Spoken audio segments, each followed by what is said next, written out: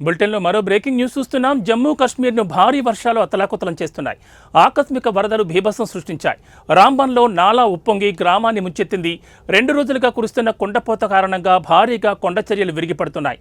రాంబన్ జిల్లాలో దాదాపు 40 ఇళ్లు పూర్తిగా ధ్వంసమయ్యాయి. వరదలో చిక్కుకొని 5గురు మృతి చెందగా మరికొందరు మిస్ అయ్యారు.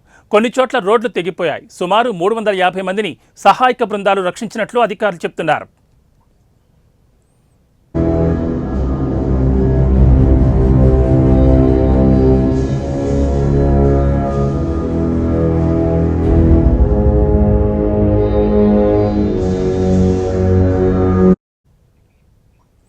రెండు రోజుల క్రితం వర్షం చిన్నగా మొదలైంది. శనివారం అర్ధరాత్రి దాటాక జడివానగా మారింది.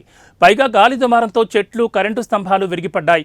చిమ్మని చీకటి, పైగా ఉరుములు మెరుపులతో ఎటు వెళ్లాలో తెలియక జనం బిక్కుబిక్కుమంటూ కాలం గడిపారు. ఇంత స్థాయిలో వరదలు రావడం 5 ఏళ్ల తర్వాత ఇదే తొలిసారంటున్నారు అక్కడి అధికారులు.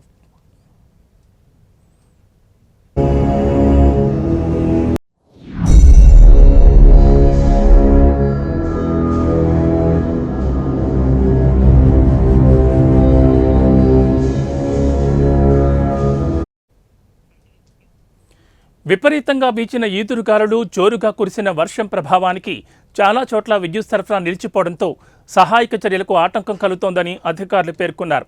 కొండ చర్యలు విరిగిపడడంతో ప్రధాన మార్గాల్లో రాకపోకలు నిలిచిపోయాయి. శిథిలాల క్రింద వాహనాలు చిక్కుకుపోయినట్లు తెలుస్తోంది. పశ్చిమాసియాలోని ప్రత్యేకమైన వాతావరణ పరిస్థితుల వల్లే జమ్మూలో భారీ వర్షాలు, తుఫాను సంభవించినట్లు వాతావరణ శాఖ తెలిపింది.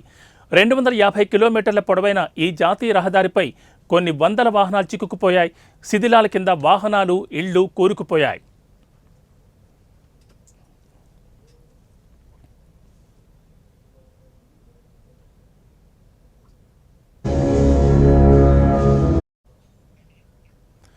రెస్క్యూ ఆపరేషన్కు వర్షాలు అడ్డంకిగా మారాయి. కంటిన్యూగా వర్షం పడుతూనే ఉంది. వరద కూడా తగ్గడం లేదు. దీంతో సహాయక బృందాలకు ఛాలెంజ్గా మారింది. రాంబన్ జిల్లాలో పరిస్థితి మరింత దారుణంగా ఉంది. ఎక్కడ చూసినా వరదే. వాగులు, వంకలు పొంగి పొర్లుతున్నాయి. కొండ చర్యలు విరిగిపడడంతో రోడ్లపై మట్టి పేరుకుపోయింది. బురదలో వాహనాలు చిక్కుకుపోయాయి. ముందుకు కదల్లేవు, వెనక్కి వెళ్లలేవు అన్నట్టుంది పరిస్థితి. రోడ్డుపై వాహనాలు చిక్కుకుపోవడం, మళ్లీ కొండ చర్యలు విరిగిపడే ప్రమాదం ఉండడంతో జమ్మూ శ్రీనగర్ హైవేను తాత్కాలికంగా మూసివేశారు.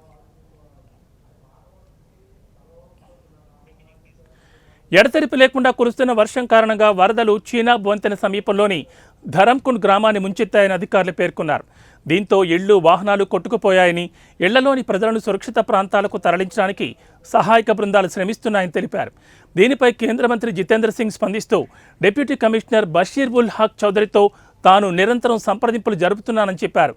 ఆర్థిక, ఇతర సహాయాన్ని అందిస్తున్నామని అన్నారు. వరదలపై కేంద్ర మంత్రి జితేంద్ర సింగ్ స్పందించారు. జిల్లాధికారులతో టచ్లో ఉన్నట్లు చెప్పారు. సహాయక చర్యలపై ఆరా తీసినట్లు తెలిపారు. మంచినీళ్లు, ఆహారం అందించేలా ఏర్పాట్లు చేయాలని ఆదేశించారు. ఇటు సీఎం ఒమర్ అబ్దుల్లా కూడా రెస్పాండ్ అయ్యారు. ప్రజలంతా అలర్ట్గా ఉండాలని సూచించారాయన. అవసరమైతే తప్ప ఇళ్ల నుంచి బయటకు రావద్దని సూచించారు.